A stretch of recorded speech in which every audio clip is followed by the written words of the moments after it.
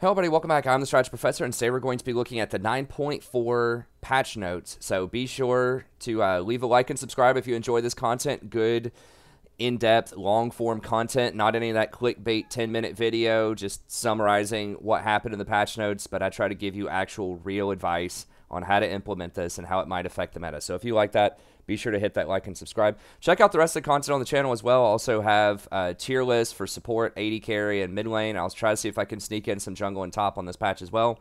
And we have a lot of other guides, coaching sessions, and other content on the channel as well. And I stream most nights starting around 9:30 p.m. Eastern Standard Time and go till about 1:30 or 2 a.m. So be sure to stop by, hang out, have a good time. We have a great community here, and I always try to answer any questions that you might have as well, whether it's about League or Total War Warhammer or anything else. So I do cover a lot of Total War Warhammer too. If you're interested in that, check that out on the channel. Okay, let's go ahead and get going.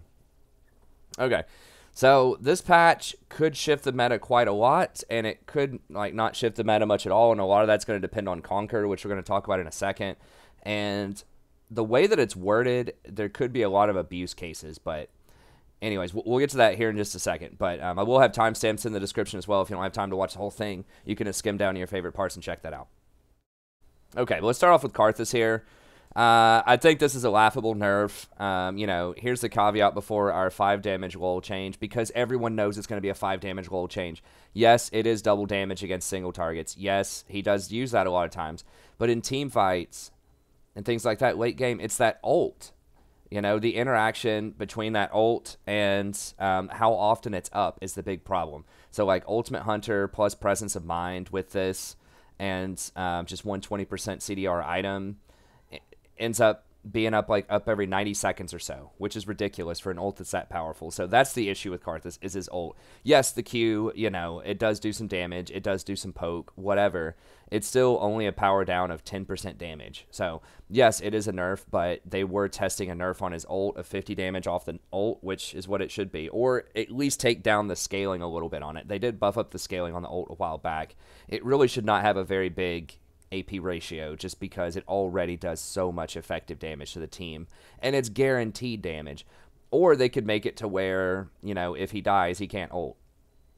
But that's kind of his whole thing. That would be a huge balance shift for him, so that he would have to use it early, so there would be more counterplay to him. But the thing is, and everybody knows this, is if he just kind of suicides late game into the enemy team, you know, jumps onto the back line, and then just starts spamming all of his spells, and then presses ult, like, it's so disruptive, and the ult ends up doing, you know, like over half of everybody's health, and there's no counterplay to it in terms of like stopping him from casting it. It's like, yeah, you can get Azanya's, you know, if you have something like a Phantom Dancer, or your support gets a Locket or something, like, there are some shields and ways to do it, but you can't stop him from casting it, and it's guaranteed to hit everyone unless they have a special interaction that allows him to dodge it. So he's still going to be really strong. He's been getting played in the jungle. I think he'll continue to get played in the jungle.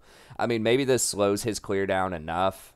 He does use it a lot. Maybe it slows his clear down enough and makes him just dangerous enough where people can counter jungle him, or slow him down, and, you know, influence the early game before he gets to late game. But overall, I don't think this is going to influence his position too much. They should have hit him with at least 10 damage on it, or on the Q, or just, I don't know, hit the damage on the ult, done something else. This is just not enough, I don't think. Just because he is going to be casting these in a fight, but like I said, most of his patterns in many fights are just, you know, go in there, try to get some of these off, and, you know, then ult. So even if you're hitting like every single waylay in most fights, you know, you might hit like somewhere between 5 to 10 of them. So this is going to reduce his overall damage by somewhere between like 50 to 100.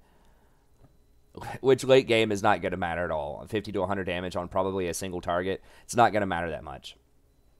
Okay, as to whether you get off 5 or 10 of these against isolated targets, it's not going to be enough. So we'll see. They'll probably have to nerf him again on the next couple of patches. Okay, Lucian, this is a joke of a nerf too. I mean, some people have been, you know, maxing W or getting several points in W in lane just for the poke, and they're like worried about him stacking up mana flow. That's like the least of your problems with Lucian.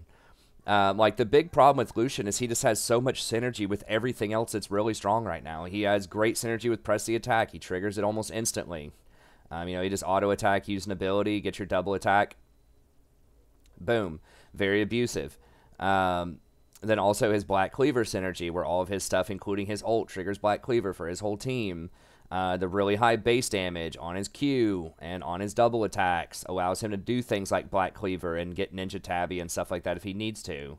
So he can have really high offense and pretty respectable defense for an AD carry. And then, of course, the Black Cleaver interaction with all of his double shots triggering Black Cleaver, or not Black Cleaver, Blazer and King.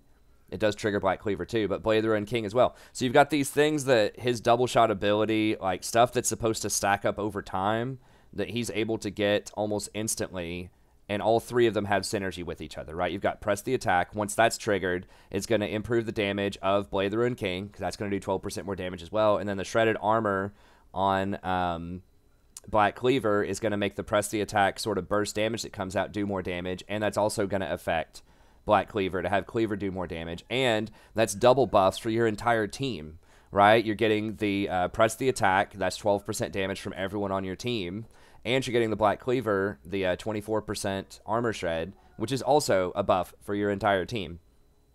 So that's the issue with Lucian, is he has too much utility for, like, he has really good early game, really high burst damage, good mobility, good scaling on his abilities. He can build defensively, and he has great utility for his team. So he's good against squishies. He's good against tanks. He's good in team fights. He's good in duels. He's just good at everything. So that's the issue. I think ultimately with Lucian, what they're going to have to do is dial back his Q damage. They need to decide what they want him to be. Do they want him to be sort of a high utility mobility champion like Ezreal, who's also overpowered for different reasons? Or do they want him to be a lane bully? If they're going to make him a lane bully, then they're going to have to dial back the scaling on his abilities. It's not hard to figure this out, I don't think, for Riot, right? If you want someone to scale later, you give them a bigger ratio on their abilities. You want them to be strong early, you give them higher base damage, and you lower the scaling on their abilities. So that's what actually needs to happen, is they need to lower how much his Q scales over time, because that's the thing that really does most of the damage, and the thing that is his wave clear. Like, that's the biggest abuse case. The W is cute. I mean, let's just pull him up here.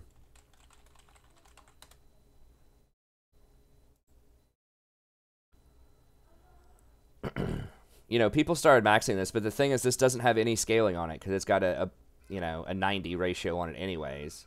It does give him some extra movement speed. It's on a long cooldown. Like, this is the problem. This thing does 225 damage.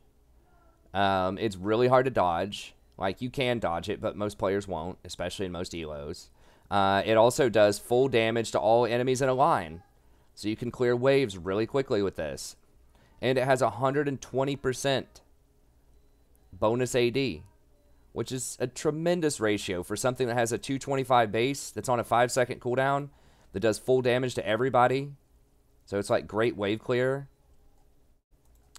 And it triggers his passive. Now, they could dial back his passive, too, if they really wanted to, like, shut down some of, like, the power of some of these interactions. Right? So they could make his passive do something like 30, 40, 50 damage or something like that. And that would probably help out a lot.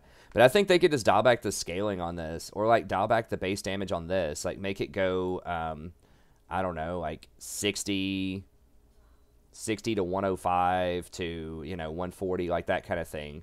Like knock off 20 or 25 damage off of this. Maybe that's too harsh. I don't know. They need to hit something, right? If he's going to be early game and they're going to give him this kind of base damage, they need to knock down the ratio here by at least 20% scaling on each one, if not more, because this is the stuff that he spams. So they need to mess with something with his Light Slinger or his Piercing Light damage. Relentless Pursuit's fine. His ult does a ridiculous amount of damage as well. Like, they could mess with the ult.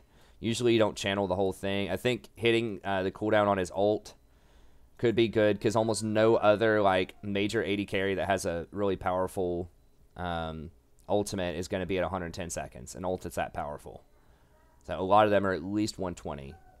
And some of them are as high as, like, 130. So, I don't know. That's what I would do. So I don't think this is going to affect his rank. I think that, what is he at right now, win rate?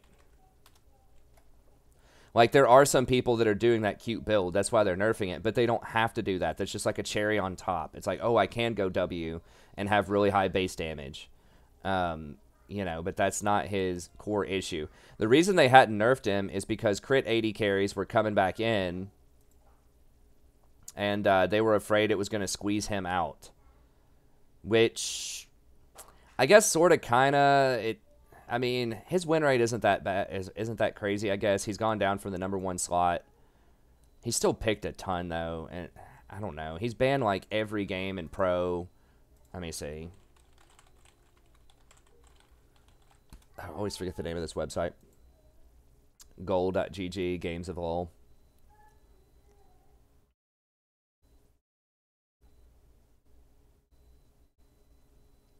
See if this loads up or not. But, yeah, it just feels like that's not enough.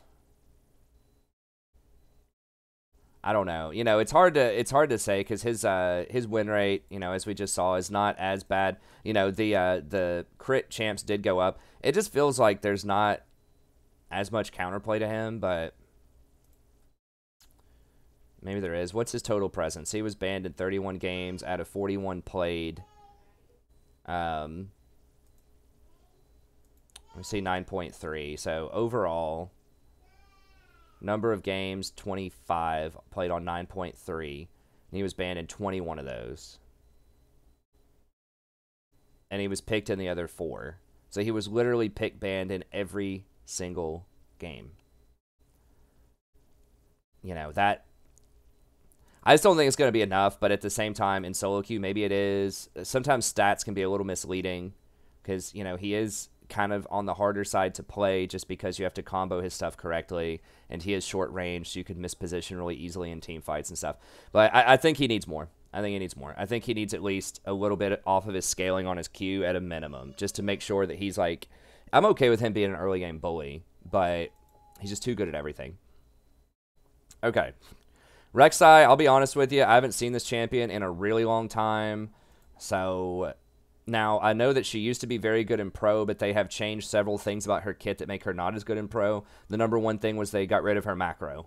So she used to be able to ult to any tunnel that was there, which was like a free teleport on a pretty low cooldown. So anything that has high macro is going to have a good chance of being abused in solo queue and not being abused in regular, or abused in Pro play and not abused in solo queue, sorry. Like Tom Kench, you know, like Galio and things like that. They're just always going to be much stronger in Pro because of macro. So I think they were correct to get rid of Pro play. There we go. So I think they were right to get rid of that. I've heard she has pretty good AD ratios. I didn't look her up that much. Where is she? Okay, so she's at like 49%, so it's not like complete garbage. But they were trying to position her as a like a damage champ instead of kind of this sort of tank utility champ. So they gave her a lot of AD ratios. Like at some point, I think it was last year. I think it's been 2 years since she's been really popular in the meta. Maybe not quite that long, but it's been a really long time. And I don't remember her being that much of a terror in solo queue. But she's just a very obscure champion. I mean, she has... What's her pick rate? It's like 1%. I feel like I haven't seen her in my last 100 games. Maybe. But anyways, so they are... Get quality of life, so you can see when she's max Fury. She now gets 25 Fury to match her other abilities when she does a burrowed Prey Seeker. Yeah, okay, so she gets Fury off of this now, which I think is a big deal. Is it like when she gets to 100 Fury, she does true damage or something? She generates 25 Fury upon dealing damage with a basic attack, Prey Seeker, Unburrow, or Furious Bite. Loses 20 Fury per second if she hasn't generated any in the last 5 seconds. Okay, so she has to generate this up over time. So she heals... Consumes her Fury over 3 seconds. 100 Fury. Oh, so once she gets to 100 Fury, she consumes it. Stopping once she consumes all of it to return to full health. Oh, while burrowed. Okay, so if you're unburrowed, then you get the Fury. It's one of her, like her bite or something. Does like a crap load of damage if you're full Fury. At maximum Fury, it's doubled and converted to true damage. Yeah, so that's pretty intense. That's 170% AD ratio. on something that's true damage and 190 base. So if she has like 100 bonus AD, that's going to be like 360 something true damage. That's a massive amount of true damage at full fury. And it's on a 12-second cooldown, so you're probably only going to be able to use it once per fight. Now, the big change here that they're making on her is that you can no longer dodge her ult effectively. Like, you have to clear out like 1,000 range or something. So pretty much you're not going to be able to dodge her ult. And it does pretty high damage, I believe. 200% bonus AD and caps them for a large percentage of their missing health. You know, 250 in the mid game, 25% of their missing health. So if they're missing 1,000 health off of like your bite and your other combo, then that's going to hit for like 500 and 200% bonus AD. So if you have like 100 AD, you know, you're talking about like 700 damage on this ult that can't really be dodged. So yeah, I think that's going to help her out a lot with busting up the back line. Queen's Wrath. Next 3 basic attacks in 5 seconds deal bonus physical damage to her and all her surrounding targets. And it resets her auto. Okay. Dealing damage with basic attacks does that. So you basically have to hit them with 4 things, and you can chomp them for the true damage. So you can Prey Seeker, and then Tunnel Under, and then Unburrow, knock them up, and then while they're knocked up, what is Prey Seeker? Just does damage and reveals them. Okay. So knock them up, that's 2 stacks, and then you auto with Queen's Wrath, reset your auto by pressing Q, and then chomp them with Furious Bite. It's just going to be like a bazillion damage. Then you can finish your other 2 attacks, and if they flash away, then you can Void Rush and collapse them. So I think that's going to be her combo. So I think she's going to be pretty dangerous. Might start seeing her again as an early game bully, especially now that they've been nerfing things like Camille, and I don't guess they've nerfed Zen that much. But I think we could see her. Maybe it's possible to be in competitive again. She has really high base damage and pretty respectable base health. I don't know what her clear is like in the jungle. I mean, a lot of it's going to depend on that. I know she has really good gank angles with her tunnel. Like, she can get around walls really easily and get around wards. So that does make her a pretty proficient ganker. I'm not really sure what she would do in the late game. I guess you can flash unburrow. Like, you can burrow under and then just, like, flash on the back line, unburrow, and probably just, like, one-shot a squishy on the back line. So I'm not... I guess she'll obviously go warrior. She might be a Tiamat user. Now, Unburrowed, this does hit everything around her. And it's on a 4-second cooldown. So I imagine she can probably wave clear pretty quickly. Yeah, so it's like she has a little mini Tiamat here. Look, Sadie's being good for once. She's not begging for food. She's covering up her eyes because it's bright in here.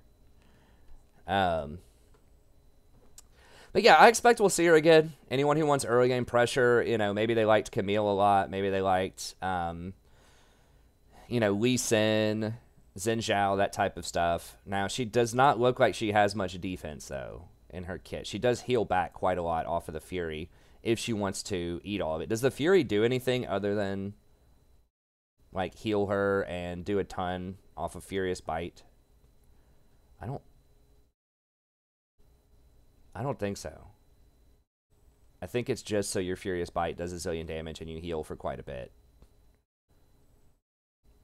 But anyways, we'll see. I mean, she might come back. I think she probably will. I think she'll be a top 10 jungler for sure. And competitive, I mean, she could even be like a top 5. Who knows? I mean, her ability to unburrow is very good against Lee Sin. If you time it right, you could knock him out of the air. I don't know. If she gets strong, she might be able to duel some of those other people. Death's Dance is probably pretty good on her at some point. Remember that Death's Dance got changed to where now true damage also converts on Death's Dance for the healing, for the 15% healing. So that would be quite a bit of healing. That would give her some extra resilience. So, you know, I don't know. I don't think she'd rush Death's Dance. She could maybe go stuff like Cleaver. I mean, I guess I could just look at her.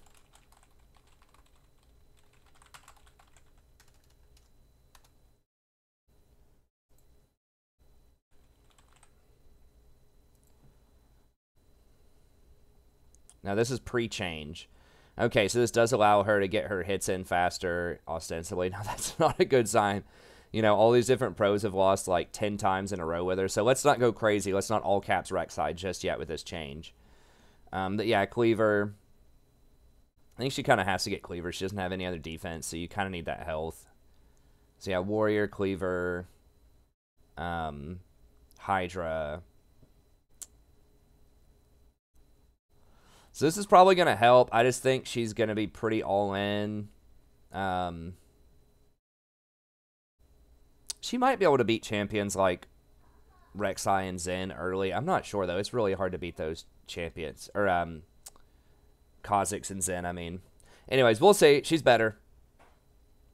I think, you know, probably top 10. Maybe jungler. But we'll just have to see how it goes. Okay, Sylas. So they are nerfing his Kingslayer healing by 20 at max level. It's probably still going to be really good. People are starting to figure him out, and he is actually becoming, like, pretty decent, I think. It's still going to have a low win rate, because he's just the type of champion that's always going to have a low win rate, I feel, because he's just hard to play. Like, you have to, like, know, like, situationally, like, when to grab different ultimates. So he's at 48%. He was at, like, 44, so he's kind of moving on up. But he's very situational. Like, you have to understand when to grab which ults and how to use them properly in fights in order to optimize him. So he's got a lot of tricky stuff there. But I think in the right circumstances, he can be good. And I think people are starting to figure out, like, good builds on him. I think he's going... Is he Aftershock or Grasp or something now? Yeah, so people are moving away from those kind of like one-shot builds, those electrocute builds, which are pretty trash, and they finally are starting to go over to something like Aftershock, because he needs some defense in his kit. And I think I've seen people even... I was recommending Rod of the Ages for a long time. As soon as Sylas came out, I was like, he's got to go Rod, because he has to have some health. You know, you want AP on him, but you also want health. And I think kind of this tank Sylas build could be okay as a disruptor too, but I think just like the full-on Glass Cannon, Protobelt, Lichbane is like super dangerous. Aftershock helps a lot because Aftershock's overpowered. But we'll see how it evolves. But I think that he's certainly becoming a little bit better. And I think people are starting to do kind of like the Rod, Spirit Visage, you know, just sort of the hybrid survivability type of build. So, I think it'll still be pretty good. So, yeah, they are nerfing his healing a little bit, but he already gets a ton, especially if you have Aftershock and if you're going down to get Revitalize. Revitalize gives you a ton of extra healing off of that. They didn't nerf the cooldown on it, so he's still going to be able to do it, like, a decent amount, I think. It's like a 12-second cooldown or something, I believe. And then they're trying to make the Q, like, have a better chance of hitting allies. I don't know. He'll probably be all right. He might move up into 50% range, but I don't think that he's going to be much higher than that just because he requires a lot of decision making and a lot of practice. Okay, Thresh. I could see why they would want to nerf Thresh at high elos. He's not picked that much in pro, is he? I guess he was. He is coming back up a little bit here after they nerfed Rakan a lot. And Thresh is definitely coming up, and it looks like people are maybe moving away from Tahm Kench as much. So, yeah, you're still seeing your Alistar and your Braum. Alistar's become kind of the replacement at the pro level for Rakan. And so Thresh is getting more mileage. I guess. I mean, Thresh is in kind of an odd space where it's like he's going to be really good in pro play and higher elos, but then he's not going to be that great in lower elos. So he's difficult to balance around. I think that nerfing something like his major skill shot here, so you actually have to hit it, or you're going to be waiting longer. This was a buff that they gave him. They gave him 2 buffs back in I think it was in the preseason. They buffed his Q, and they buffed his Lantern cooldown. So I think that maxing Lantern is still probably the second best on Thresh right now. It's because you get such a lower cooldown on it. It gives a pretty big shield, gives like extra mobility to your allies. But adding in that extra mana cost is going to make him a bit more fair. And then the cooldown, if you're missing, you're going to get punished a lot more in the laning phase. So I think that's probably fair. He might be a little bit over the line in like pro play. I think it's, like I said, it's going to be harsh for solo queue people because if you don't do stuff with him, if you don't get a lot of action early on, you're just going to get run over later on by like Sona and Nami, things like that. All the enchanters are just going to bust you up in the late game. And it's already very hard in this meta to hit a lot of those hooks on things like Lucian and Ezreal, which are both super popular. Jinx is coming back up, and she's like pretty easy to hit hooks on, but you know, Sivir, Lucian, Ezreal, all of these, because that hook is so telegraphed. It's got like a half a second wind up, really slender hitbox. It's one of the easiest hooks in the game to dodge because the rest of his kit is so powerful, so he's balanced around that. But he'll probably be all right. I would still have Thresh maybe at tier 2, possibly tier 1, but I'd probably have him at tier 2 for most people just because he's so difficult to play. As far as pro play goes, he'll probably still be in a similar position. He'll probably be like a top 5 still, pro play. Now, some of this is also going to depend on just how busted the new Conqueror rune is, if it interacts in the way that I think it's going to interact as well. Because he can't abuse it as well as some of these other supports we're going to talk about. Urgot is getting gutted here, and probably for good reason. I predicted, if you looked at my one-shot video, that he would be the person most likely to make it through the nerfs because people have been able to create counterplay to him, sort of, in the top lane. Like, we've seen Victor popping up as a counter to him. He was always kind of balanced by Aatrox. It was always Aatrox versus Urgot in Worlds and most of the preseason. So, and I think there have been a couple of other kind of goofy counters that are showing up to him over time. So, he'd get some nerfs, but they ended up, they're just like full-on pounding him this patch. They're done with him. They want him out of the meta. And I think that's probably good. He still is highest win rate. It looks like one of the highest win rate, highest picked top laners, at least in this last, 25 games or so. 4th highest ban rate. So he's got 22 out of 25 presence. So he's got 88% presence in pro play among, now these are sort of not insane. Or all of these, surely there's been more played on 9.3 or not. Anyways, he's still on the strong side, so he deserved a nerf. Now, this is a huge nerf to his mana cost because he really doesn't get that many mana items. If I'm remembering this correctly, I'm pretty sure he gets Cleaver definitely to start. And I guess he gets the Righteous Glory oftentimes second. But you're not going to have a lot of mana for a lot of the game, especially early on. And so that's pretty rough. Like, you can take something like Biscuits and maybe help out with this a little bit. Now, Urgot made us be totally busted with the new Conqueror also, though. So, because it seems like... Now, it's going to be tough to tell. We'll talk about Conqueror here in a second. But it seems like his W or whatever, the Purge, the thing where you run around in circles or whatever and, like, fire a bunch of shots, that could almost instantly proc Conqueror, the way that I'm reading it. So if that's the case, you might actually still see him even after this nerf. So they're making everything cost mana, and they're lowering his shield by quite a lot. So the shield is losing 30 at rank 1, and I think this is what you max second. So this is going to be quite a bit for quite a long time in the game. So yeah, 20 extra mana here, extra stuff here. So he might have to try to get some kind of mana item early. I'm not sure how he's going to run it. I mean, maybe he could go just rush Righteous Glory first and then Black Cleaver next. That seems like that might be kind of bad, but I don't know. He might be able to adapt if he can get some mana items, or maybe he can tinker with his runes a little bit, get a little bit more mana.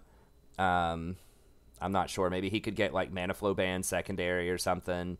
I don't really know. I don't really know, to be honest with you, but maybe he just doesn't spam his Q as much. He'll probably still be good. I don't think he's going to completely disappear. His win rate in solo queue, it's 49%. Maybe it's harsher than I think. We'll see. A lot of it's going to depend on if he interacts in a broken way with Conquer. If he does not, he'll probably fall a little bit more. He might lose another percentage or two. So I'm not super scared of Urgot in my games in the same way that I used to be. So we'll see. This is significant. I would say it's significant, but if Conqueror works the way that it on paper reads like it should work, then maybe he's still going to be overpowered. So we'll see. Okay, Yasuo, pretty dinky nerf, I think. The 3 AD just seems like a joke to me. The critical strike damage, it's tough to tell on this. That could be pretty significant because he does critically strike, you know, a lot with that ability. Now, the Conqueror nerf, I believe, is going to hurt him. I don't think he's someone that's going to be able to abuse it as much as some of the other people. I think he's going to have to land at least, I don't know, if he hits all of his abilities, maybe he could stack it pretty quickly. Yeah, because all of his abilities do damage. Well, his wind wall doesn't do damage. So he could hit, like, 3 abilities on him, get an auto attack reset with the Q, and then land, like, so auto. So you could get 4 pretty quick, 4 stacks. But that requires him to hit everything. So that'll slow him. I think it's going to slow him down a little bit. And the fact that he's losing 10% true damage. Now, the Conqueror change, I believe, how much AD did it used to give? It used to give 35 AD. I think with this, fully stacked times 5 at like level 11 would be 30. This at level 11 was 23, actually. Wow. So it gained most of its stuff at the very end. Okay, so here you'd gain 23 at level 11. Here you'd gain 30. So you're getting more AD once you get it fully stacked, but you're losing 10% of your true damage in exchange for 10% healing. So, but it's not gonna stack on your first hit. I think most situations you're gonna have to hit them 3 times, like get 3 autos in there, which is a big deal.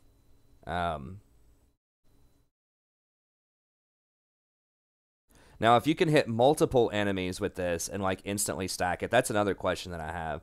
Abilities are attacks that deal damage to an enemy champion.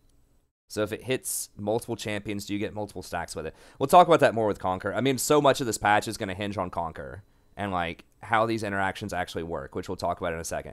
But I think he'll still be good in the right circumstances.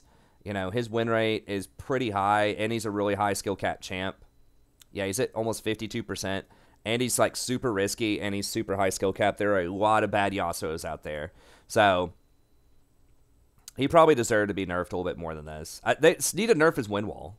Like, honestly, that's what it is. Like, I don't mind him being as dangerous as he is, but they need to do something about wind wall. Either, like, what I would like to see is wind wall last much less time, kind of like a riposte from Fiora or something, where you have a very small window. Maybe it only lasts for a second and a half, but it's on a lower cooldown or something like that. So, like, make wind wall like a 12-second cooldown, or like a Sivir spell block, right? So it's on a lower cooldown, but it only lasts for, like, you know, a second or a second and a half. Like, you have to do it quickly in response to a specific projectile that you want. So you can't sit there and dash in and out around it and hide from, you know, an AD carry or a ranged champion for, I think it lasts like 5 seconds or something right now. It's something stupid. It's really, really long. And so you can even cast it before they even do anything. So you don't even have to react to them. You just throw it up there, and then they're probably going to die before it goes down.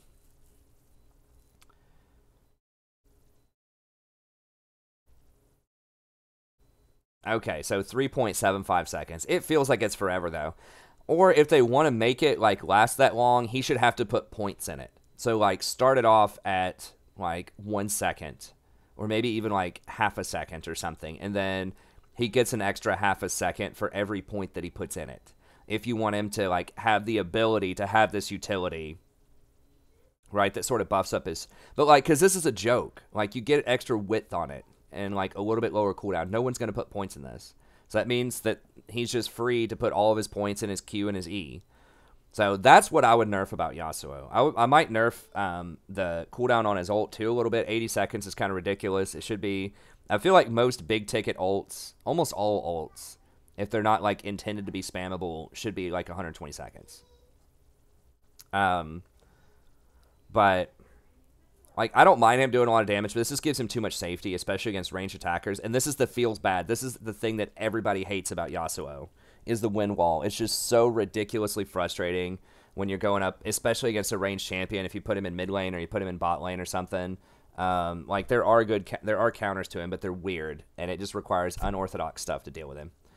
So that's what I would do with him. I would nerf his wind wall really hard, and like either take it all the way down, you know, to like 1 second. Maybe for every projectile that goes in the wind, he gains, you know, some AD or whatever. Maybe he gains like 5 AD per projectile that's blocked, kind of like what they did with Xin Zhao. You know, every time he gets hit, it like extends his duration. They have that mechanic with some other champions too, or like Jax with his counter strike, right? Every time he absorbs attacks with it, then he gets buffed up a little bit.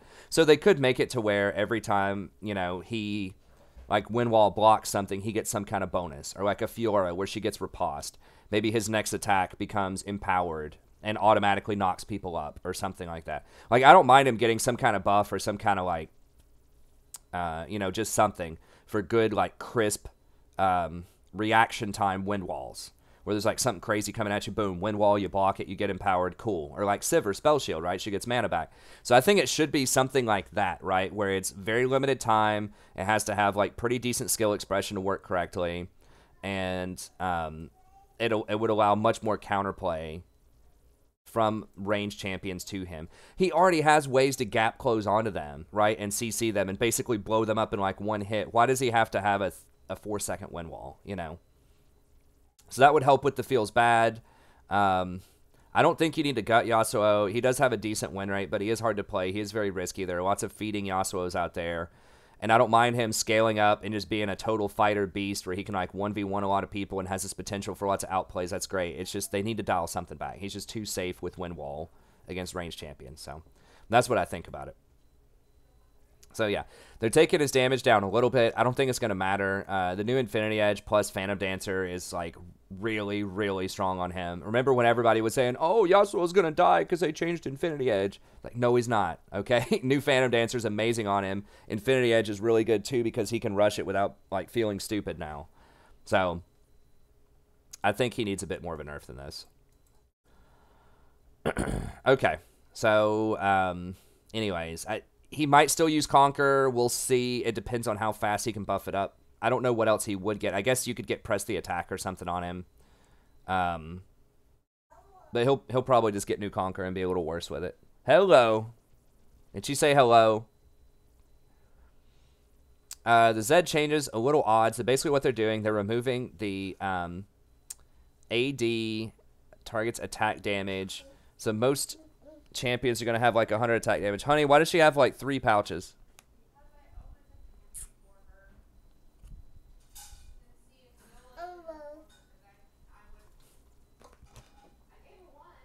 She wants some Elmo.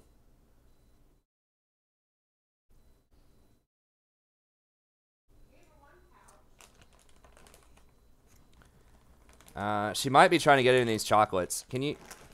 Go see Mommy. Mommy will help you with that. Go see Mommy. Mommy will help. Go check out Mommy. She's like, Dad, you're trying to get rid of me. I want Elmo. I want this pouch. She's like, I've got 2 pouches.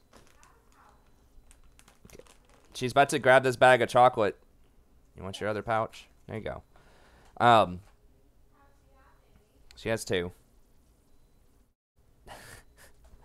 She just wanted her pouch, and then she ran off. She's like, you're not getting this pouch from me. Okay, so her attack speed goes up. Great. Doesn't matter that much. You're not going to be... I mean, you do auto-attack some, but you're not, like, auto-attacking a ton. This stat, this attack speed per level and, like, armor per level and things like that really don't, like... They keep modifying these on all sorts of different champions. They're like, oh, we'll nerf him. You know, we'll take down 1 armor per level. It's like, it's 10 armor at level 10, man. It doesn't, like... I don't know. That's an odd way to try to balance. But... Anyway, so he has longer range, so he can move around. So that's a good quality of life. That's tough to judge. I never play Zed, so I don't know. That is a pretty good quality of life. It now has a lower cooldown, so you're going to be safer for sure. So that's good. With this, you're getting up to 10 more damage with 1 extra bonus attack damage ratio. So if you get to 100, then 100 bonus attack damage, which is not that much. Then you get an extra 20 damage on your Q. And then your death mark no longer gives you 10 on average, 10% of the target's AD. So if the target has 100 AD, you're losing 10 damage on your Q, but you're gaining 20. Now, the trade-off then is your E also benefits from AD. Now, I'm not sure what the ratio is on that one. I don't think it's very high. So your Q is going to be about the same and possibly more. And Q is most of your damage, especially if you get multiple hits. I think the second one does an extra 50. It doesn't do full damage, but it does like 50% damage or something.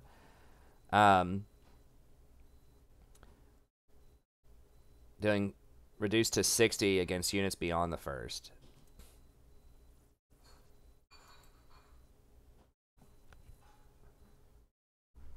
Zed and his shadow throw their spinning blades towards each other, dealing physical damage to all enemies they pass through, reduced to 60%. Now, can they be hit by both of them? Let me see. First cast. Okay, this goes out. Then you can cast Spinning Slash.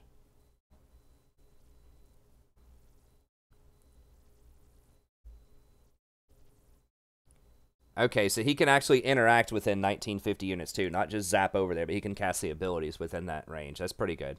But it still only goes out 650, so you can just run much further away. Restores energy when it lands a mimicked ability on the same target. I don't think that can double hit. Shadow's Razor Shuriken will deal full damage when hitting an enemy before Zed's does. Okay, so Zed's does reduce damage. But the Shadow... Okay, so the Shadow one can do full. I think it's 60%. Either way, your Q is most of your damage. This actually does have a 0.8, so, you know, losing the AD on it is significant. And then Death Mark also has a ratio on it. So it's tough to tell because basically you're doing less damage on Death Mark because you're going to be losing, I don't know, 10 AD on average.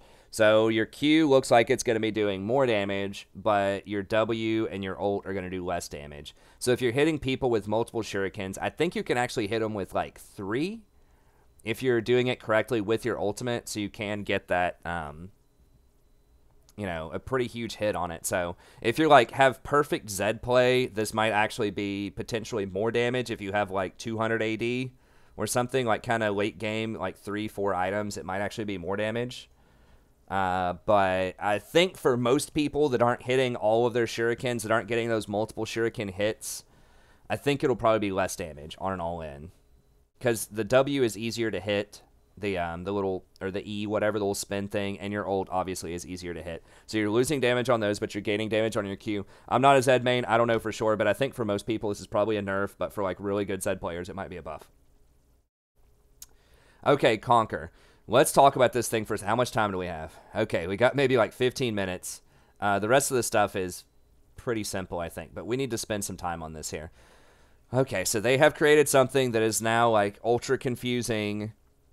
So let's just go through their reasoning here. Conqueror was designed to help fighters in extended combat, but they got it right away, which is the problem. Yes, because you can stack it off of minions. So you would think logically, if that's the problem then, why don't you just make Conqueror say you have to attack a champion before it starts stacking?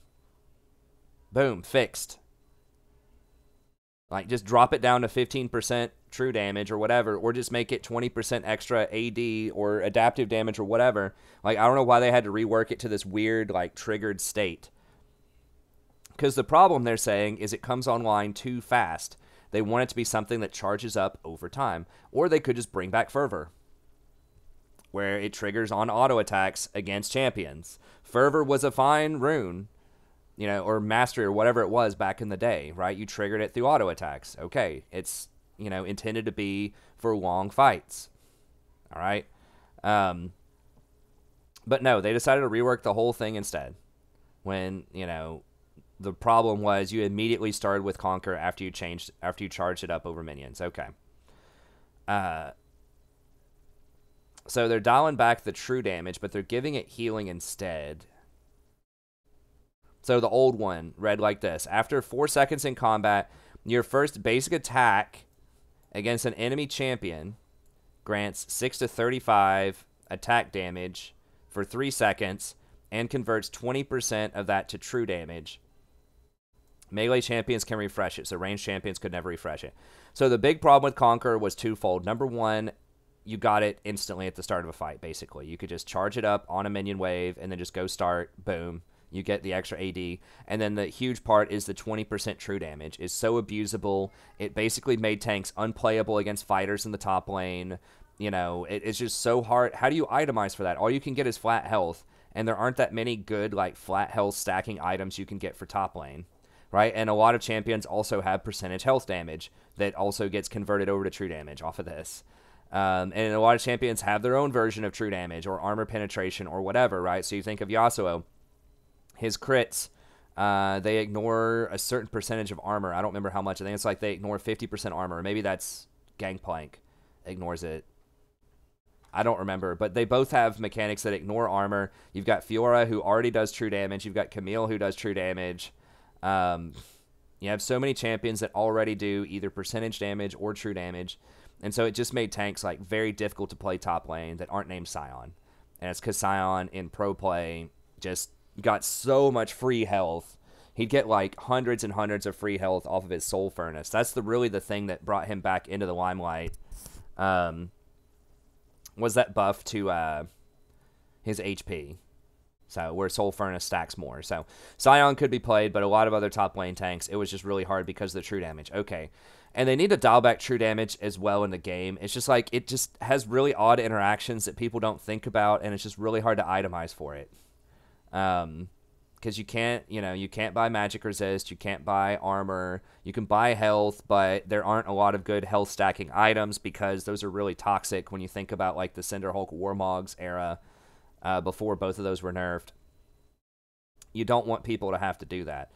And so that just true damage in general should be reserved for certain champions where they have a specific niche role to break tanks. That's what they do. Counterpick champions. Not something you can take all the time that also blows up squishies and blows up tanks. Okay, so in general, I just think it's a bad idea anyway. Something that's pretty much uncounterable in the game.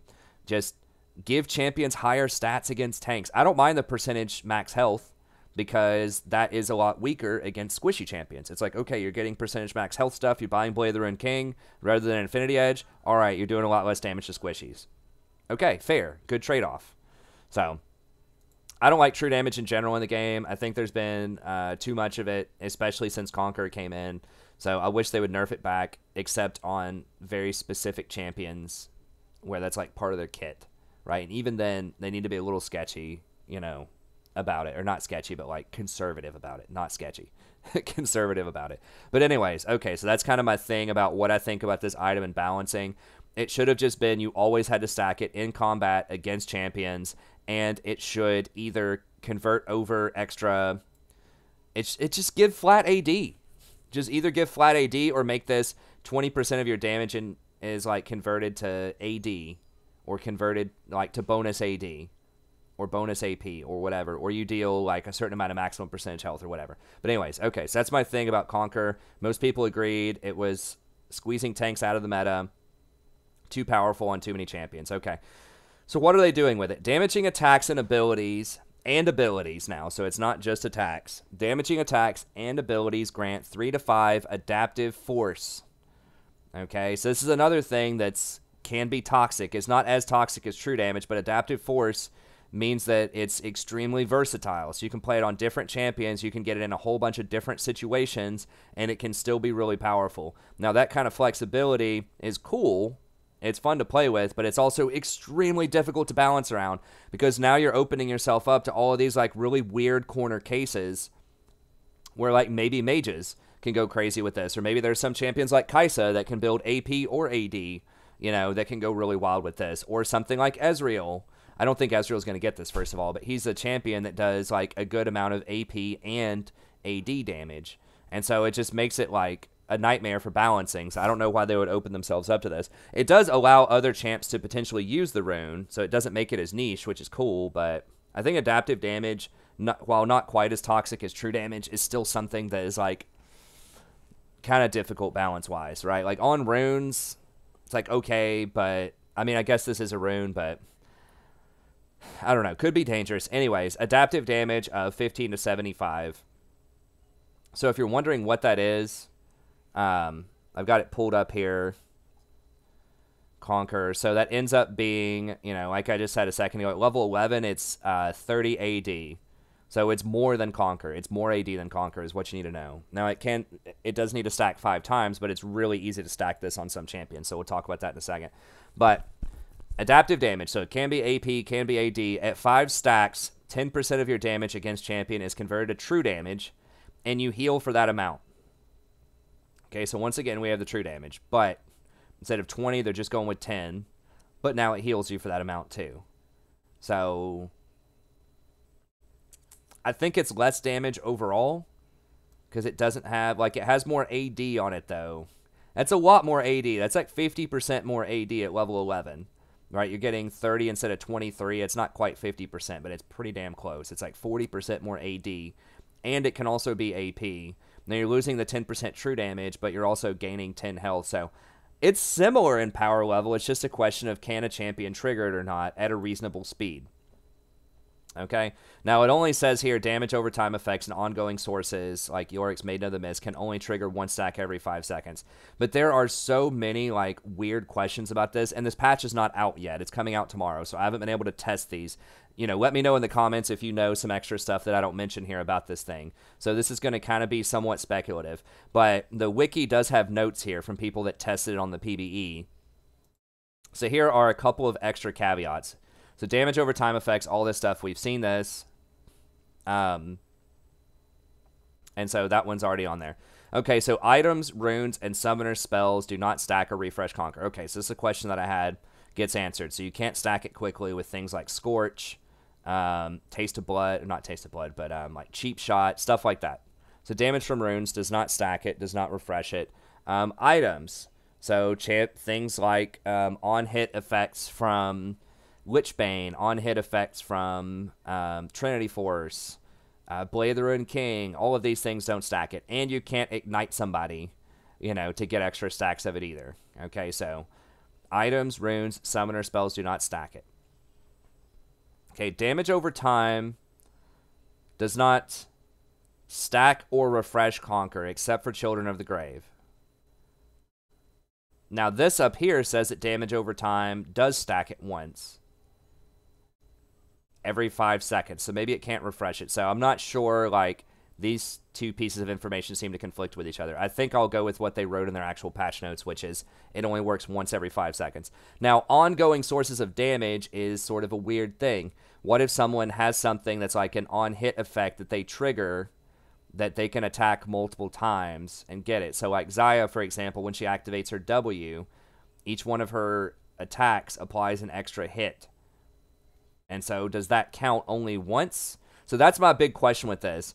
Can, like, a single spell or ability trigger this multiple times as long as it's not damage over time? So if I put a Nami E on the AD carry, every time they attack, they get that extra on-hit damage. Would that only like trigger once? Or if they hit them multiple times, would that trigger multiple times?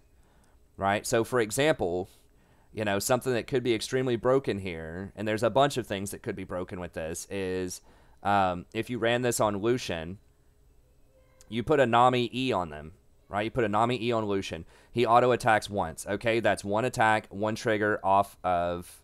Or actually, he could literally trigger this with one spell and one auto-attack, I think, because you could Q somebody with Lucian, if it works the way that I think it works. You could Q somebody, that's one hit. Nami puts the E on you, and then you get a double shot. So you get 2 auto attacks.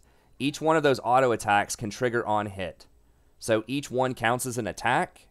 1, 2 extra attacks, that's 3 hits. Each one of them also triggers Nami's on hit ability. So that's 1 extra and 1 extra. So that's 2 extra attacks, 2 extra on hits, 1 ability from Q, boom, triggered. So, like, that's the kind of stuff that I'm worried about here that might make this really overpowered, is particularly supports that can apply on-hit effects. The really nasty one is Lulu. if we look at this, because if you put picks on somebody, every time they auto attack, there are 3 extra bolts that hit for a small amount of damage. That's 3 bolts, though. Those are 3 separate instances of damage. I know they're separate instances because bone plating blocks them. So there are 3 different instances. So in theory, if like you throw a Lulu, you know, a Lulu E on Jinx, and she attacks with her rockets, the rockets are going to be 1 auto attack. It's going to trigger 1 on-hit damage from Jinx because rockets do extra damage. The 10% extra damage is triggered as an on-hit, I believe. I'll have to look at that one. Draven might be another example, right? His axes trigger the extra bonus damage. So you'd have an auto attack, you'd have Draven bonus damage, and then 3 hits off of picks, as long as there aren't minions in the way or whatever. That would instantly trigger it off of 1 attack. Like, they wouldn't even have to hit him with a spell or anything. Lulu herself, if you had, like, mid lane Lulu or something with this, or top lane Lulu, she can auto attack once, and it's going to hit him 3 extra times. So she could walk up, E somebody, and then just auto attack him and have this trigger instantly. From what I understand. Because these are 3 different instances of damage per attack. This is not damage over time. This is not persistent damage. It's 3 separate hits. So I think Lulu has the potential to be the most powerful champion with this rune, either in a solo lane or in a duo lane. I actually think that this rune is going to be more powerful in duo lanes than solo lanes because there's so many like high quality supports right now that can trigger this. So like Nami, you know, you put your E on somebody, every time they auto attack, they're going to get an extra trigger off of it. Lulu, just talked about that one. Sona even, you know, if you use her Q, then it's going to give them that extra on hit for 1 hit. So not as crazy as Nami as Lulu, but that'll work that way. Janna's shield does not work that way. It just gives flat AD. It does not do any sort of on hit triggering damage. But certainly with Nami and Sona, who are top tier right now to begin with, and then also Lulu, who I think is moving up quite a lot in priority. Or Kog'Maw. Think about this with Kog'Maw, how disgusting that's going to be. Right? You put your picks on Kog'Maw, he turns on his W, that does damage and has an on hit, triggers it in 1 auto attack, and then just blasts you down with all of that extra damage after that. So yeah, there's some pretty disgusting scenarios if that's how it works, and I believe that is. I know that with when we get over here and look at things like Ravenous Hunter, I know that Ravenous Hunter does trigger off of those on-hit type of things, right? Because Vayne can trigger Ravenous Hunter. Whenever she tumbles and auto-attacks, that extra damage off of auto-attack counts towards Ravenous Hunter. So those things count on-hit abilities that are generated by, like, your spells count as separate on-hit damage. It does not say that on-hits do not apply to this. On-hit should not apply. It says that runes, they're going to have to hotfix that, I think, if it's on-hit. Now, Lulu's would still get around that, though, because this is on-attack. These are not on-hit abilities. This is on-attack. And remember that the wearer of this gets credit for this. Lulu puts the ability on the champion. Like, if she puts picks on Draven or on Kog'Maw or whatever, but he does this damage. The picks goes to him. He gets credit for the damage. You never kill steal someone as Lulu when you put picks on somebody, or as Nami when you put E on somebody, because that damage is their damage. Even though it's your spell that's generating it, it gets credited to them. So it's going to help them stack their Conqueror, even though it's your spell you put on them. So I think that's going to be pretty nutty if that's how that works. Other abusers of this, Ashe is one that I'm looking at, and this is a weird. I just did a whole guide on Ashe like a few days ago, and there are so many weird interactions with Ranger's Focus and Flurry, but Flurry does trigger Black Cleaver. It does not trigger on hit effects though. It says it right there in the text, does not trigger on hit, but it is on attack. And it does trigger Cleaver. This is very well known. Why does it trigger Cleaver? Because it does damage. Because Black Cleaver reads, dealing physical damage to an enemy champion cleaves them, reducing their armor by 4%, blah, blah, blah. Okay, so physical damage counts. towards Black Cleaver. So it triggers this. So why is that important? Because Conqueror is worded in a very similar way. Okay? Abilities that do damage to an enemy champion grant this. That's an ability. It's your Q. So whenever it does damage, it's not on hit, it's when it does damage, Conqueror, then it triggers. So I think potentially with Ashe, the way this is worded, unless they write an exception into the code that they're not telling us about, I think that like one flurried attack off of Ashe will trigger Conqueror. Now, whether that's going to be worth getting that instead of lethal tempo, you know, I'll have to do the math, and I'll cover that in my 80 carry video, tier list video. We don't have time for it today, but I believe that's how it works. If it works with Cleaver, in other words, if it has abuse cases with Cleaver, I think it'll have abuse cases with Conqueror. So it's totally possible that this could trigger Conqueror in one auto attack with no other assistance from Ashe. And Ashe is already moving up quite a lot in priority. She's winning a lot more because she's so good with the new Infinity Edge. And like with Phantom Dancer, and now Essence Reaver's getting buffed. So I think that like Infinity Edge Ashe, Infinity Edge, Hurricane, Essence Reaver Ashe could be extremely powerful right now. And she's already winning quite a lot, as we mentioned before. Let me bring this up here. Yeah, so she's like, what, the 5th highest winning? Throw Swain out because he's such a weird pick. No one plays Swain bottom lane anymore, hardly. So she's like the 4th mainstream pick. Even Yasuo has not picked that much, so it's like the 3rd like kind of mainstream 80 carry in terms of win rate. So I think Ashe can trigger it instantly.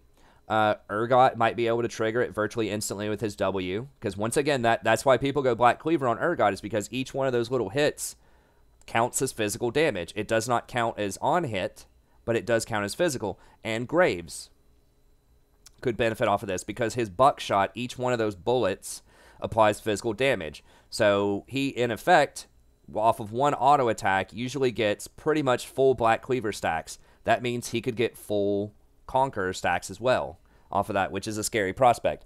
So those are kind of my like key abuse picks. I could make an entire video about Conqueror, but we'll just see. The people that watch this video all the way up to here, you guys get this secret knowledge. You get to figure out about it before the all caps videos that are going to come out, you know, over the next week once people figure this out. There might already be some about this. I haven't really looked into the new Conqueror and abuse cases, but I did listen to a couple of people talking about patch notes and what's going to happen. You know, the people who do this stuff really early, like Philo and stuff. I listened to them. Nobody's talking about these really busted cases where the Black Cleaver abuse transitions over into Conqueror abuse.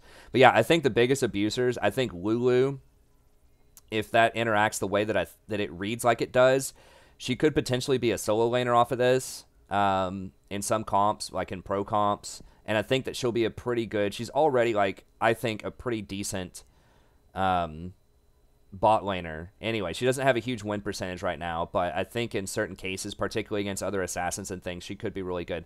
So I think Lulu's a major abuser of it. I think Ashe could be a major abuser of it. Graves and Urgot would be the big ones. But like Nami can still use it really well too. Lucian's going to be an abuser of it. Surprise, surprise.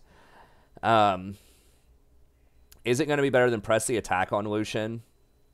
I think so. If the abuse case works, especially with something like Nami, where he triggers it instantly, like 1Q, 1 auto attack triggered. I think that's just as easy as press the attack. Now, you don't get the burst damage off of it, off of press the attack, you know, the 40 to 80 burst damage, and that's certainly a thing.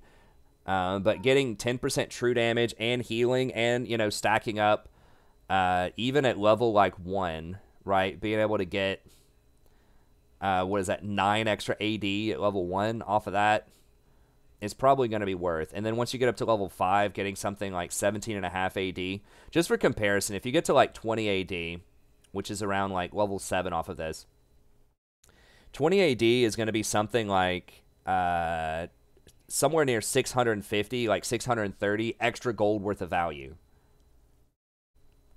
Like, that's some insane gold value. And then, obviously, if you get to, like, you know, 30 extra AD, that's almost 1,000 gold value off of this rune. That's just the AD. That's not including the true damage or the spell vamp off of it. So, I think there are a lot of disgusting cases here. Ashe and Lulu are the two that'll just kind of come out of nowhere, potentially, with this. and just abuse the crap out of it. Nami's still going to be good. Sona's still going to be good. We might see Graves come back with this. Graves is already really strong, I think. I don't know why people don't play him more, but maybe he has some bad matchups. But Graves is really strong with this. Urgot just got nerfed, so we'll see, but he could be good with it. But yeah, it's the reason that I think it's going to be bot lane, as I keep saying, is because you can get these on-hit interactions from the support that help it stack super fast with the AD carry. That's the issue, I believe. Now, I don't know. If you hit multiple people with this, so like if you throw a Sivir boomerang in a fight and hit 4 people with it, does that trigger 4 stacks?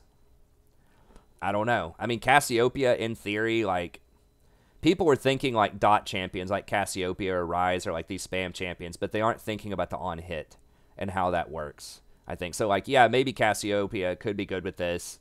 But the real abuse cases are going to be the auto-attack champions, the champions that have resets on their autos or abilities that apply on-hit and then giving them on-hit stuff. Or if they have, like, cleaver abuse champs. I think those would be the 2 biggest ones. Another interesting one here is... area damage abilities that trigger the true damage buff will have only non-primary closest targets benefit from it. I'm not sure what that means. So if you hit somebody with an area effect, it's only like on that particular hit, it's only going to be the primary target that gets hit. I'm not sure. It says the 10% healing is not reduced by 1/3 when it comes to AoE. So that means if you get this, if you're able to trigger this on something like Sivir, and you throw your like boomerang blade and you're bouncing Ricochet down a minion wave, you probably heal for full. Just about. You're going to be healing for the 10% extra true damage. So how much health does a minion wave have? Like 2,000 or something, maybe more than that. I don't know. But you're probably going to heal up for like 200 or 300 off of that. So I think there's going to be a lot of potential abuse cases if this works the way that I think. If it does not trigger off of on hit, not so much. Although, once again, there are some workarounds. Like, Ashe is still going to be able to abuse it. Lulu's going to be able to abuse it, even if they change on hit, because those are on attack interactions. So they need to make it to where it can only trigger once per ability. And they need to make it to where on hits don't trigger it. If they make it to where it only triggers once per ability, I guess that might fix it. Because then, like, the on hits that persist over time, like Nami's E, Draven's axes, and things like that, would only be able to trigger it once per 5 seconds. So that's why this is weird, because it says ongoing sources of damage. So I don't know if that means an ability, each ability can only trigger it once every 5 seconds. Then Lulu's passive can only trigger it once in theory. Like, maybe it's already in there. I don't know, but just the way that I read it, and this is just so vague because grammar's hard apparently on items, and they just make these really convoluted things here. It's tough to say. But those things aren't ongoing. I think what they mean is persistent damage, like basically dots. Like Tibbers or Yorick or like a Zyra plant.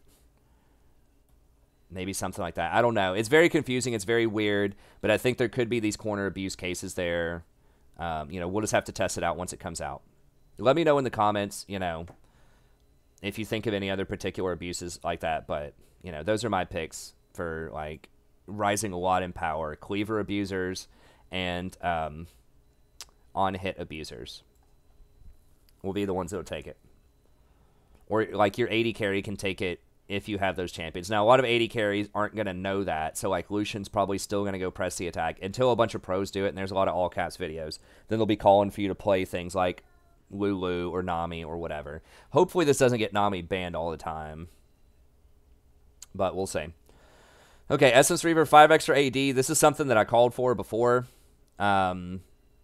I think this makes it a lot more appealing. 5 extra AD doesn't seem like a big deal, but it is on an item in terms of cost efficiency. It's not as much. I mean, it matters on champions like Yasuo, but on items, it can matter a lot more. So, 5, because items can apply to anybody, not just like a specific champ. 5 AD, though, is equal to, I think, 185 extra gold value. So that starts to make this a little bit more appealing. You know, I talked about the efficiency.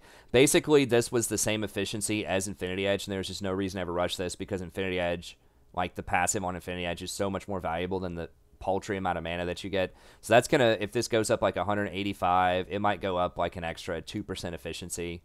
Maybe more than that. Actually, I can just type it in here.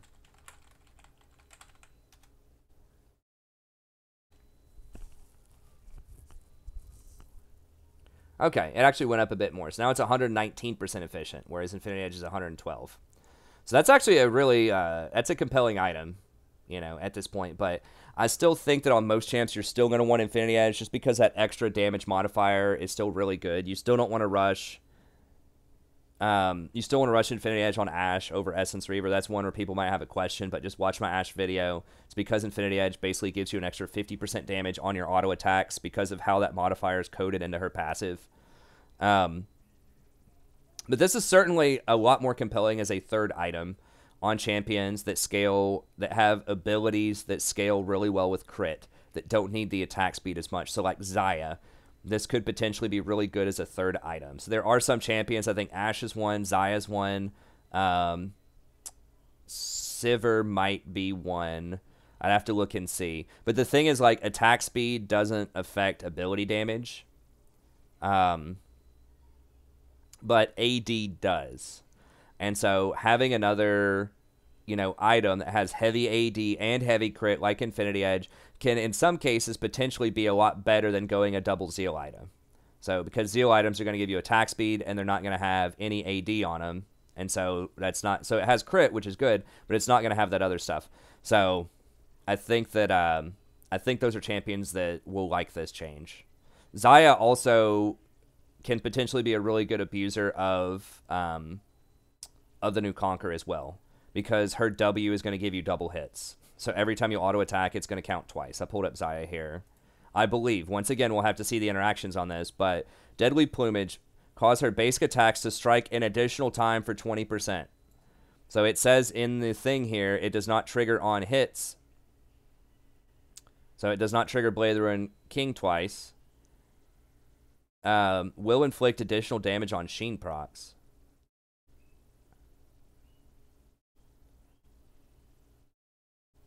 Really? She gets double Sheen procs? Nobody knows about that? No way.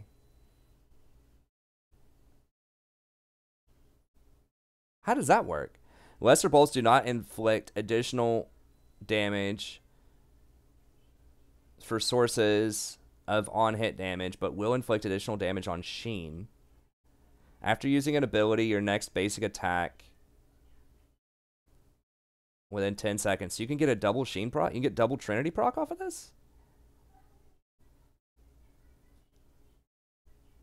I don't think that's how... There's no way that's how that works. Or people would always be getting Trinity Force on her. I don't know. Anyways, the main thing is it does apply extra stacks of Cleaver. And Electrocute. So basically each attack with her is going to apply 2 hits off of, or 2 stacks of Conqueror. So I think Conqueror could be really good on her. And I mean, Double Daggers also applies 2 hits of Conqueror. And I believe her passive might also apply extra hits because you can hit multiple targets with clean cuts. And it does modified damage. I'm not sure about this, but I know that Double Daggers can hit twice and Deadly Plumage hits twice. So if you attack with Double Daggers, you hit them twice, and then if you have a Nami E on you or like any sort of on-hit modifier on you from another champion, then you'd get it in 1 auto attack. So you could like Double Dagger if you hit them twice with both of them. Double Dagger, auto attack with Deadly Plumage, and then that should trigger it. Or you could use your E to Blade Caller back in and trigger it. So, I don't know. There's a lot of ways to potentially trigger it. But I think she could be a good Conqueror abuser. And the reason that you would want something like Essence Reaver on her is because Blade Caller scales really well off of bonus AD, and it scales off of Critical Strike. So you really want flat AD and crit. So I think that something like Infinity Edge, Phantom Dancer, Essence Reaver is going to be your best bet on her. I mean, you could even go as far as like Infinity Edge Essence Reaver for like the huge hits off of Blade Caller. Totally possible. You do get extra attack speed off of your this. You will kind of attack a little slowly. If you run Lethal Tempo, maybe that's worthwhile, but I still think that Conqueror could be huge, and the fact that she does AoE off of this and you heal off of all of that AoE damage, remember it doesn't get reduced by 1/3, could be pretty massive. And it does a ton of true damage. Don't forget, not just on your autos, but on all of your abilities as well. So that means that this converts over to 10% true damage also. So I think she could be a decent abuser of Conqueror. She's someone who might want Essence Reaver, Sivir might want Essence Reaver, and Ashe might want Essence Reaver, because they do a lot of damage with their abilities, rather than the attack speed doesn't matter as much. Like Sivir, all of her boomerangs get modified and deal extra damage based on ability power, and they can crit. So I think those are 3 champions that would really like it. Okay, extra stuff. This stuff, people were crying a lot about this. It doesn't matter for the vast, vast majority of people using this in a normal way in the bot lane. Like, how often are you 2,000 range away from your AD carry where you're going to walk up and try to proc Spell Thieves? You're going to walk up to that Draven in lane as Sona and try to proc your extra Spell Thief damage? I mean, maybe. But, like, this is going to happen so few times in a game. Like, it's just not going to matter. It's really not. Like, what do you might lose in, like, insane scenarios. You might lose, like, 100, maybe 200 gold over the course of, like, a 35-minute game. Maybe. Maybe. But it's very, very rare where this is going to matter. So, and they needed to stop the top lane stuff with this because it's very non-interactive. It's not very fun to watch. Like, they're right about all of that. And people were crying, you know, so much. Well, why didn't you nerf the funnel comp middle? Why didn't you like revert the AD carry changes for so long and blah, blah, blah. So they're trying to play it safe because this could be a PR nightmare if they don't revert and change this, because it's not interactive. It's not fun. It reminds people a lot of funnel comps. So that's why they're putting a stop to this. Pros don't like it. A lot of people viewing it don't like it. You know, it is a cute interaction, but it's just not healthy for the game, where like the 0 CS top lane with Spell Thieves type of thing, which does not work anymore. Okay. Azir, all right, probably not going to matter that much. He's still got a lot of problems. You know, once again, this like moving the base attack speed growth really is not going to matter that much on him. You know, you're going to have an extra, 15% attack speed at level 10. You get an extra dagger. It's nice. It's a nice gesture, I guess, but they really need to put some more damage back into his early game, especially like his Q. He needs to power spike a lot better off of 1 item. Or at least 2 items. Right now it feels like he almost needs 3 in a lot of cases. Okay, base stats. This is only for Mega Gnar. So yeah, not going to matter. Hecarim is already a pretty decent champion. I don't remember what his win rate is. I guess we can look right here. But it feels like he's not like completely awful. Maybe I'm wrong about that. I've seen some decent Hecarims. I guess it is pretty bad. It is pretty bad. The problem with Hecarim is, like, he has a very, very expensive build. He really needs to get to, and they, like, his first 2 items don't synergize with each other. Like, his kit just is very disjointed because he wants to take Cinderhulk most of the time. But then he goes Trinity Force after Cinderhulk, so he doesn't get a lot of health, like, benefit out of the bonus health on Cinderhulk, which is really not that cost efficient unless you start getting a lot of extra bonus health, like Cinderhulk into Warmogs or something. But he doesn't do that. So he kind of gets a tank-ish item, but then he goes for like a full-on damage item that's one of the most expensive items in the game, and then eventually he circles back around to get some more like tank items. So he's got like this really weird power curve like that. And it's like if he can snowball really hard and get to that Trinity super fast, and it's like, yeah, he can be all right. But he doesn't have any, like, tank steroids or stats in his kit. He does get some bonus healing off of his W, which is nice, but he doesn't get bonus armor or magic resist. He typically does not run Aftershock. I don't believe. He usually runs Predator for the, like, big damage. So he can do a lot of damage. He does have some really nice ganks early on. It's just his build is so awkward. It's so weird. If he gets to late game, he can work, but it's just his itemization and his kit. They're just, like, really awkward. So I don't think he's going to go up that much in win rate. I think he's, like I said, he's okay. I've seen him in some games do well, but I don't think this is going to be enough to change him. I think just fundamentally his kit is just, and, like, the items that he wants are just weird. He could go something like Frozen. Maybe people are just getting the wrong items. Maybe he should be going Iceborne Gauntlet. That would give him armor and CDR at least. It's a lot cheaper than Trinity Force. He would do a lot less damage on hit, but he would also be able to stick to people a lot better after he already does his damage. So maybe people should be going Iceborne instead of Trinity. I mean, you're not going to do as much off the one shot, but it is cheaper. It would make him tankier. Something to consider. Something to consider there, but I don't think a lot of people are doing that. He does like the extra movement speed, obviously, off of Trinity and Phage. It's just, his build is just, it just costs too much. And he's just too squishy. Okay, so level 1 Savagery, for some reason, was doing 70 damage. Apparently it's not anymore. So, but all of the rest of the ranks of Rengar are the same, though. So that shouldn't matter that much. I mean, I guess for like level 1 all-ins, if you go invade, you could have abused this if you were a really good Rengar player and you know about this bug, but now they're calling this bug fixing. This isn't bug fixing. This is a nerf. I don't know.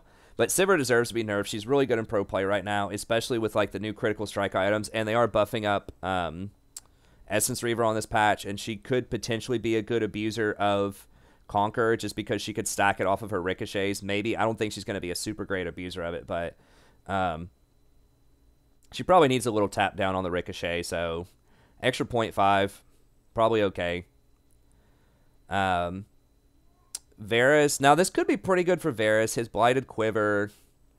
Now, Varus could be an abuser of Conqueror because each one of his auto attacks applies on-hit damage at all times.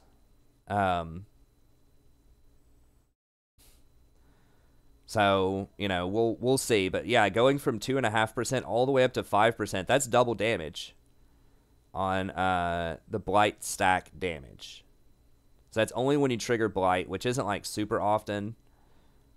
But it's probably pretty good. Now, Kai'Sa is someone who could be a major abuser of Conqueror as well. What does she typically get right now? I think she get, like, PTA or something. I'm trying to remember. She can get almost anything and probably be effective. Fleet.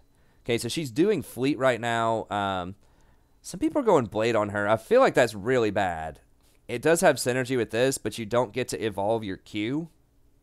I think you have to go Infinity Edge on her. There are some people trying, like, exploring the Blatherin King into Gensu build. You don't get your Q, but you do a lot of extra on-hit damage. I had always been very curious about getting Blatherin King on Kai'Sa, but you don't get your Q evolve until, like, really late. Yeah, 25 plus, that's 65. I don't know. Maybe, I mean, there's a lot of people, Captain Jack's getting it. Maybe, like, once you complete... Let me see how they're building this. Okay, so they do a weird build off of it where they get a second pickaxe. And then they turn that pickaxe into Infinity Edge eventually. Okay, so Blade would give you a good single item power spike. And then double pickaxe would allow you to get your evolve. That'd be 50 extra AD. You would gain AD naturally per level. So it slows down your Gensus as a second item, but it's not a completely wasted item because you can turn it into Infinity Edge now where you couldn't do that before. So it used to be double BF sword for Infinity Edge.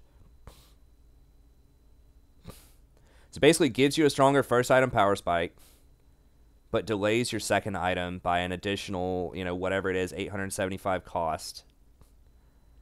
But it does give you your evolve, and it does allow you to have the powerful Blade plus Gensu stacking mechanic. Now, she would be a great abuser of Conqueror. And the reason for that is her Q, I believe the way that it's worded, could trigger it in one ability. Swarm of 6 missiles. Each missile hits for separate damage, right? It's not coded as one hit. So, like, that would be 6 hits, I believe, right? 6 hits. So you trigger this instantly. If you get an isolated target, Q, boom, there's Conqueror. So I think that's pretty insane. Even if that's not exactly how it works, her basic attacks deal extra bonus magic damage as well. So she could, and that's on at all times. Mark enemies with this.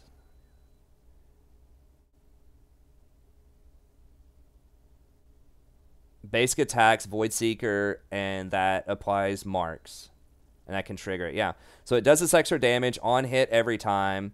This would at least do 1 additional stack. So an auto attack would do 2 stacks. This would do 1 and potentially up to full stack immediately. And then if you're taking things like Blade the Ruined King, the blade extra on hit would trigger it. So every time, so basically 2 auto attacks.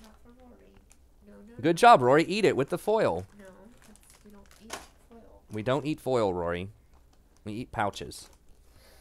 And that's it. Pouches and saltines. Good job. But yeah, so if you have this plus Blade of the Ruined King, then each auto attack is going to apply 3 stacks of Conqueror then. Uh-oh. She just flung some pouch on your computer. Oh, shit. Rory? Probably not going to matter if the computer melts down. Then I'll just take it out of her allowance for the next 10 years. But yeah, because the on-hit from Blade would trigger. And then the her passive would trigger. Her normal attack would trigger.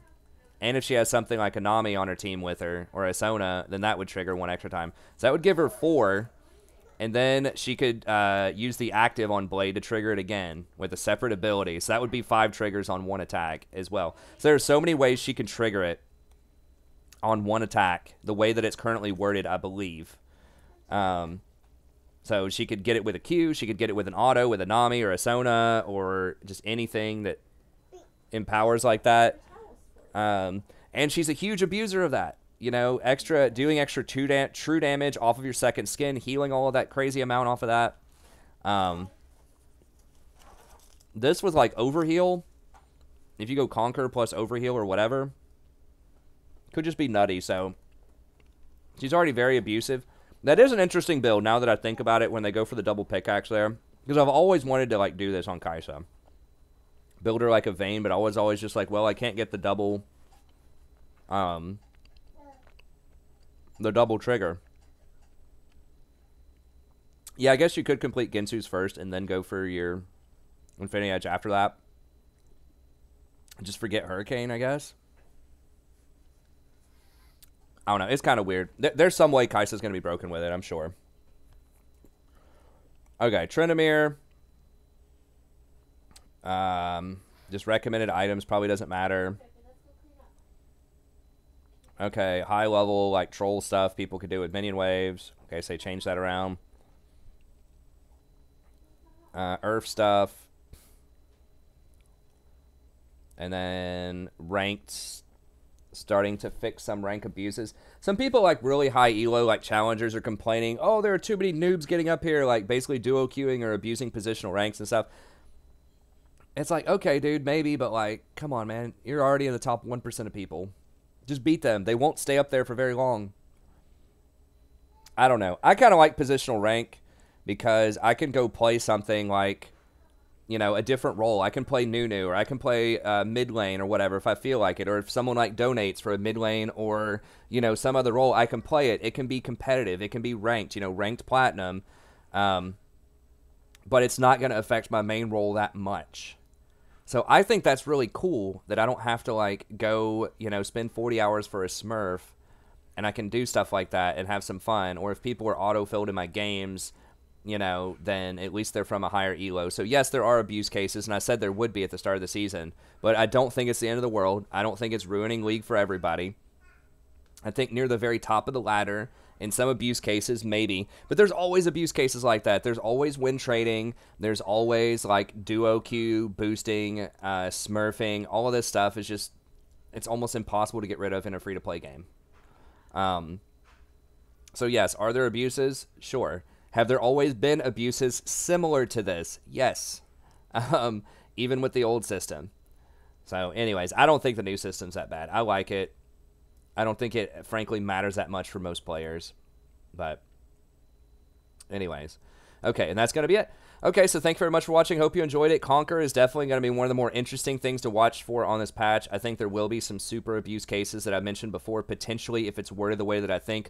Remember, Lulu being a top one, Kai'Sa being a top one, Ashe, Lulu, Kai'Sa, Ashe, Graves. And then we might see some Urgot as well. And then things like Nami are going to gain in power, Sona are going to gain in power a little bit, particularly Nami, because she has an on-hit that triggers 3 times, so people can use that on 3 extra attacks. I think champions like Xayah might see a little bit more of a return. I really hope Nami doesn't get banned out if this works the way that I think it does, because I think she's already the best support. This could definitely, like... I mean, if that's how that works, you might actually see Nami in pro play. But... anyways, that's going to be it. Thank you very much. Hope you enjoyed it. Don't forget to check out the tier list and the rest of the content on the channel, and I'll see you next time. Have a great day.